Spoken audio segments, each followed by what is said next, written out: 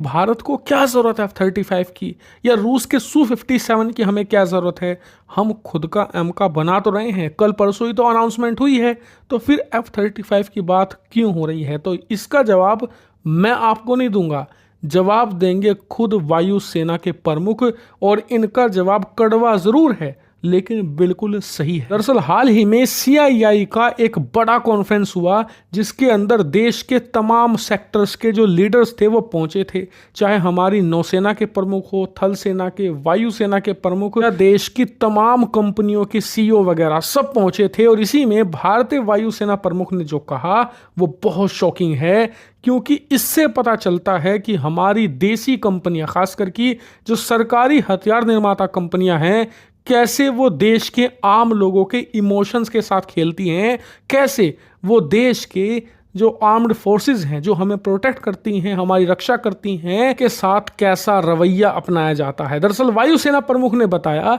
कि भारत की देसी कंपनियां अमूमन हमें बड़े बड़े वादे करती हैं, कह देती हैं कि हम फलानी स्टेज पर पहुंच गए हैं इस वेपन को बनाने के, और बहुत ही जल्द ये स्टेज पूरा करके वेपन सिस्टम तैयार कर लेंगे। उसके बाद एम्बिशियस टारगेट बताए जाते हैं, सपने दिखाए जाते हैं देश के लोगों को कि हम इस चीज को इतना जल्दी बना लेंगे। लेकिन टाइमलाइन का ये मुद्दा मुसीबत बनता है आर्म्ड फोर्सेस की, क्योंकि इनकी टाइमलाइन हमें पता है ये कभी पूरा नहीं करने वाले। हमें एक्चुअल में ज़मीनी हकीकत पता होती है, इसीलिए हम खरीदते हैं हथियार, और इस पर क्रिटिसाइज किया जाता है सेनाओं को कि आप देशी छोड़कर विदेशी हथियार क्यों खरीद रहे हैं। लेकिन सच्चाई ये है कि ये देशी कंपनियां कभी समय पर प्रोजेक्ट पूरा नहीं कर पाती, जिस वजह से सेनाएं कमज़ोर होती है। जी हाँ, उन्होंने स्पेसिफिकली कहा है वायुसेना कमजोर पड़ रही है और इसे ताकतवर बनाना हम सब की जिम्मेदारी है। और इससे आप अंदाजा लगा सकते हैं